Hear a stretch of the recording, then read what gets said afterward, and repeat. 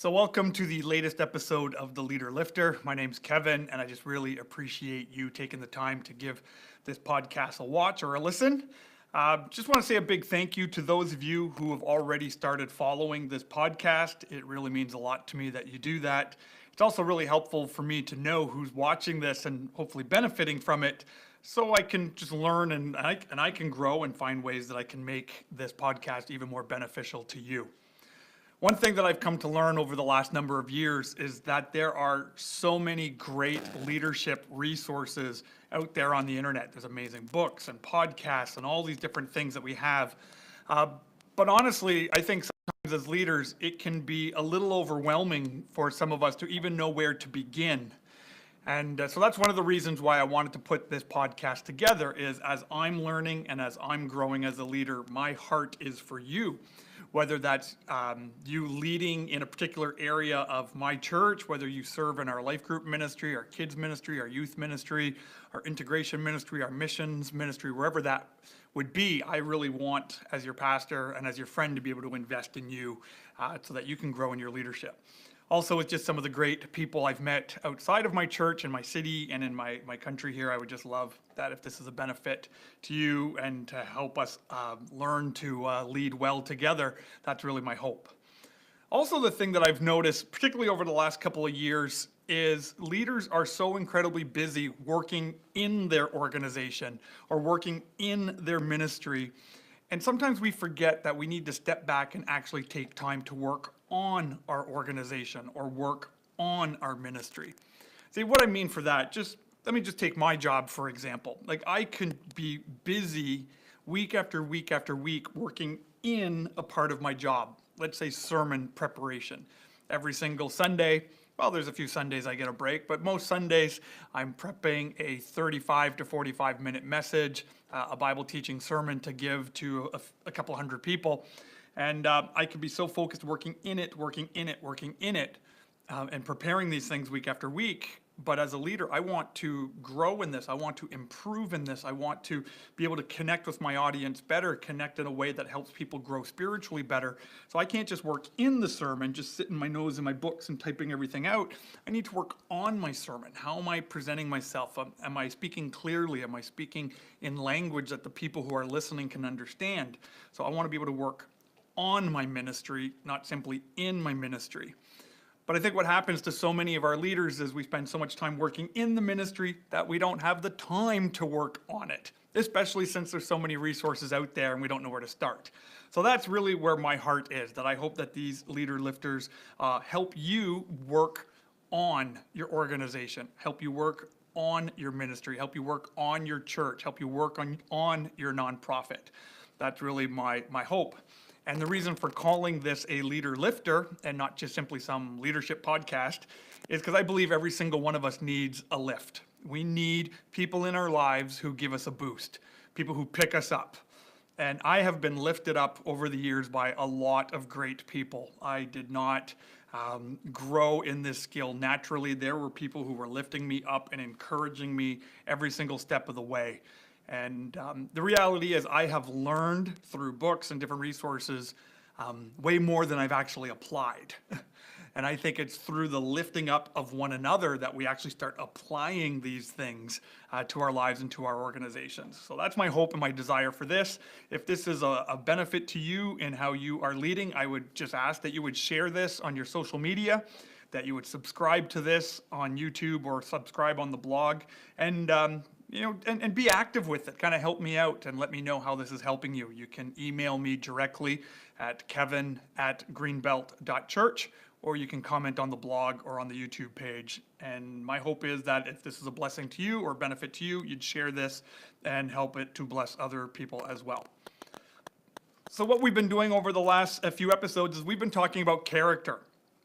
We've been talking about our character as leaders. The reality is, and it's a sad reality, is that churches and ministries and organizations don't tend to crash because of a lack of competency. They tend to crash over character issues. They crash over lack of character.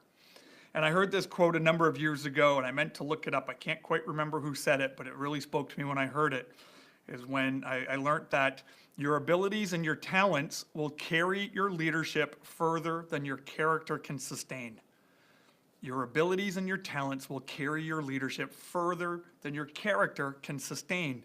And we've seen that play out in so many different areas, and we're seeing that play out in our kind of North American context like crazy these days. We're seeing Hollywood stars being blown up because of their character. We're seeing political leaders being blown up because of their character. We're seeing business leaders blown up. We're seeing church leaders blown up.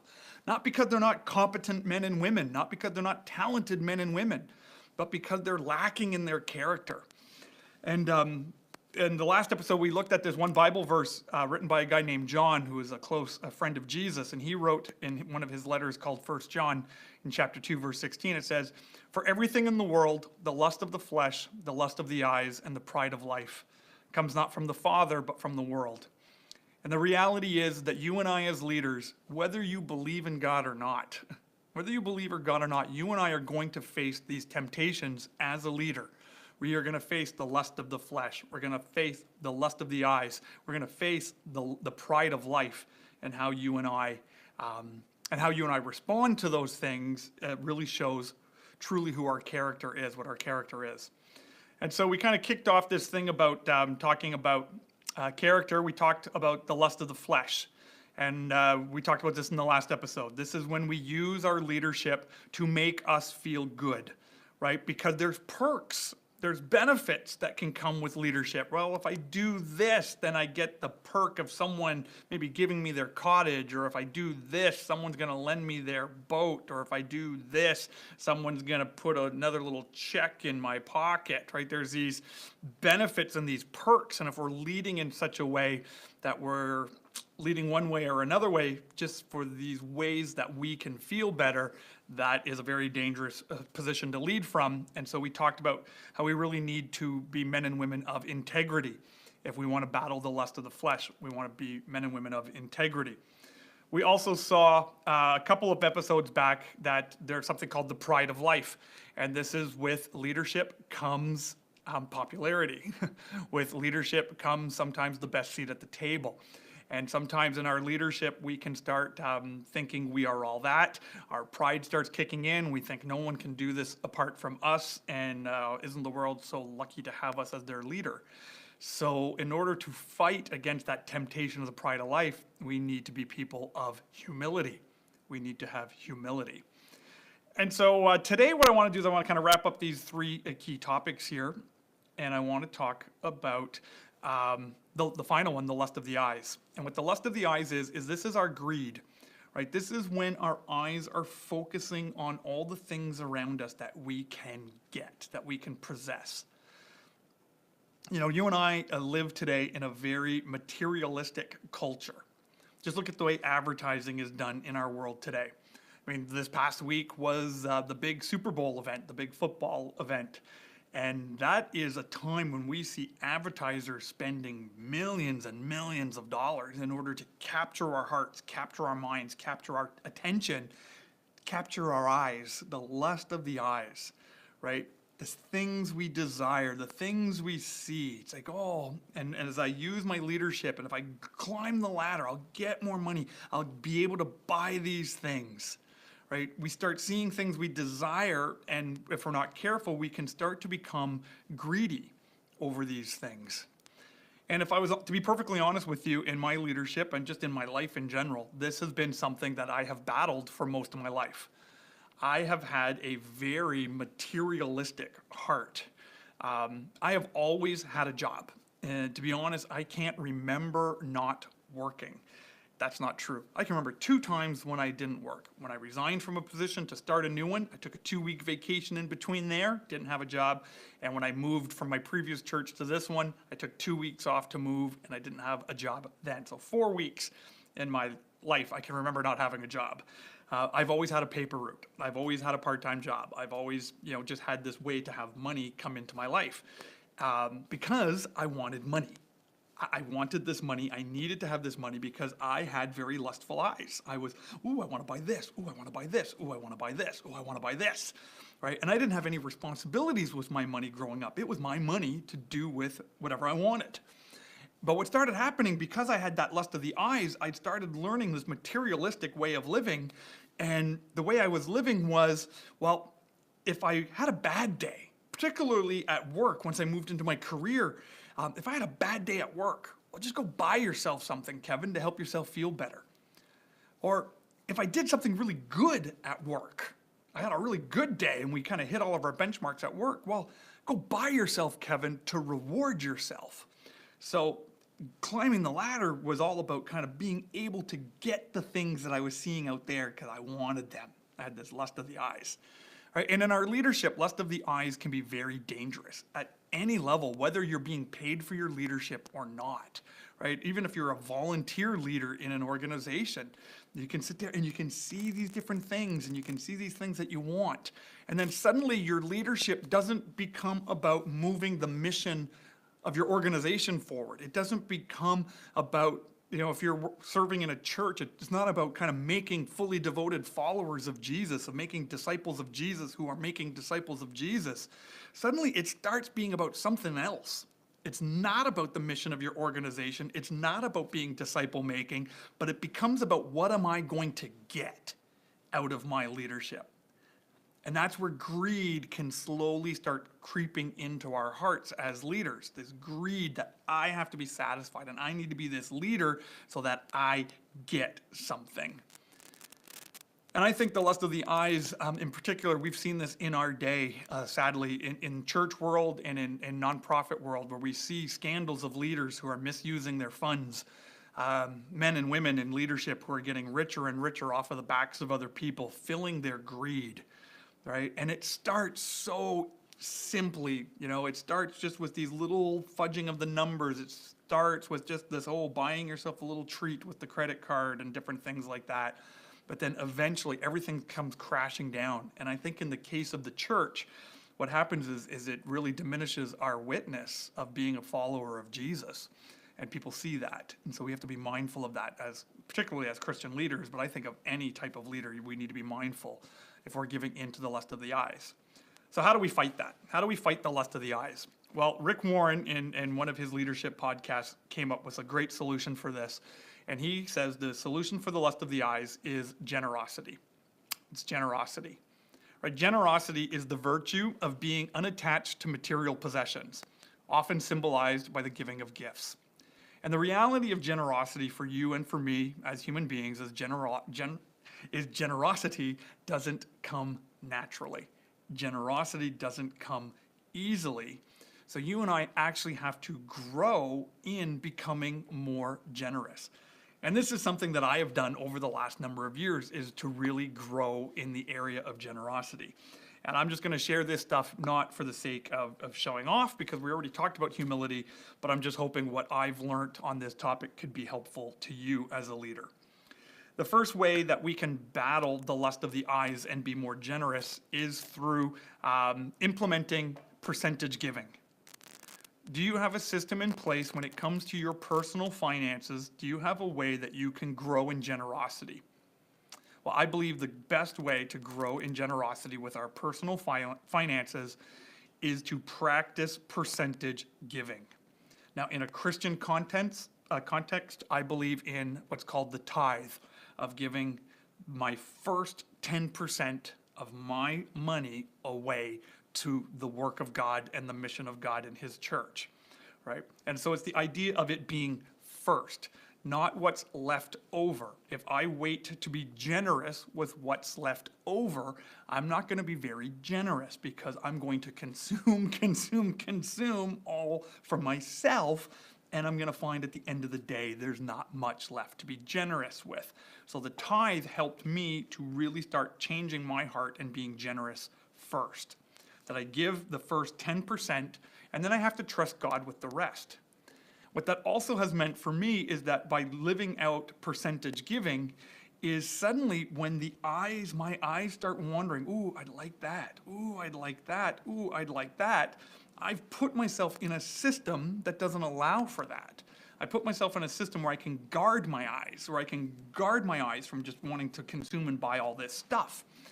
And I think it was kind of interesting. I'm a geek. I like, Star Wars stuff, as you can tell by my mug, and you can tell by my blog. But I love going to different Comic Cons and different events, and there's tons of things that I can buy. And I finally realized that God was doing something in my heart when I could go there, and not blow my paycheck, and just kind of go, hey, I don't need that. I don't need that. I don't need that. And they go, oh, but you know what? This is okay. This fits within my budget. This fits in something, and this would be a nice to have. But I really saw that God changed my heart by living out by implementing percentage giving. So there's a great verse in the Bible here in the book of Proverbs. It says this. It says, one gives freely, yet grows all the richer. Another withholds what he should give, but only suffers want. Right? Whoever brings blessing will be enriched, and the one who waters will himself be watered. I think, sadly, some people want to use this verse and say, yeah, I'm going to be generous so that I can get more money back. And you know what? God's not going to be fooled. God's not going to be mocked. If you're just kind of being generous so that you can get more money back, that's not cool. And it's actually not what the Bible actually teaches. But I believe this passage is talking about that when we live a life of generosity, we grow richer, not just with the money, but the freedom that we get by not allowing money and materialism to have a grip over our hearts. When we can be freed from that, you are going to be incredibly rich. You will be watered in your life as you are a blessing to other people. Right? So if this isn't a regular part of who you are, I would encourage you, pick a number and start there. And it can even be start with 0.01. It doesn't have to be start with 10%, but you need to start somewhere. Start looking at your resources and going, how can I start living a life of generosity as a leader? Because it will totally free up your heart, and it will free you up in amazing ways that way. The second area that I think that you and I can grow in our generosity is to donate time. This isn't just a money thing, right? But to donate time. But I would encourage you to think about ways where you can donate time to something where your organization does not benefit. Let me say that again. To donate some of your time to where your personal organization or your personal kind of ministry that you're a part of doesn't benefit. Just in way of example, I donate about an hour to 2 a week at this organization called Life.Church, and I volunteer on Monday afternoons on their church online platform. This is a ministry that kind of reaches people all over the world with the love of Jesus, and it's just an opportunity for me to kind of pray with people all over the world and to help people who got questions about Christianity and things like that. Now, the beauty of me volunteering my hour or 2 a week with that organization is that in no way is going to be a benefit to me and my organization. These people that I'm reaching out to are never going to attend my church. They're never going to put a check in the offering basket. I'm never going to be their pastor. I'm just there to serve them, to love on them, and to be a blessing to them. I'm going to use my time to bless them in a way that's not going to directly impact me. Now, of course, what's crazy about this is, again, according to this verse that we just saw, if you give freely, you're going to grow richer. And in those times that I have volunteered my time, I have actually been quite blessed, and I've learned so much there that it has kind of indirectly kind of blessed me and my organization over here. But that wasn't the reason for doing it. That's just a byproduct of how this verse works. If you are freely giving with no strings attached, of not expecting anything back, sometimes you are so incredibly blessed by what you do learn and what comes back. There's this great book that I had read by a guy named Nelson Searcy, and he wrote this book called The Renegade Pastor. And in his final chapter in it, he talks about the principle of learn and return. And he really wanted to live his life in such a way that everything that he learns, he wants to return it back to be a blessing to other people, donating his time to where his organization, his church is not going to directly benefit. And that really spoke to me, and that's something that I've really tried to implement into my life over the last couple of years. So implementing percentage giving and volunteering time to something where your organization doesn't benefit have been 2 direct ways to help grow in leadership and help to fight the lust of the eyes. So how about you? What can you be doing in your battle against the lust of the eyes? What can you do to help you in the area of generosity? Well, that's up to you. I can't tell you what to do, but that's a way that I would encourage you to examine. Rick Warren, he once said, that God is looking for people to use. And if you get usable, he's going to wear you out. And what he means by wear you out, it's not wear you out like burn you out and fry you out and stress you out. It's like wearing out like a really good jacket that you wear all the time and it started getting worn out, or a comfortable couch that you're always sitting in, it gets worn out. It's getting worn out and used because it's being used. God is looking for people to use. And so being usable means being a person of character. But the character comes at a high cost, right? It means that we're going to have to face these temptations and we're going to have to lift each other up to deal with those temptations as leaders in our world and our culture today. So again, I hope that this just a little thought on generosity was of use to you. Again, please subscribe to the podcast, share the podcast on your social media, and comment on the blog or on the YouTube channel. And until the next time we get together, I really hope that God will continue to use you in ways that you can never ask or imagine. And I look forward to leading well together. Take care.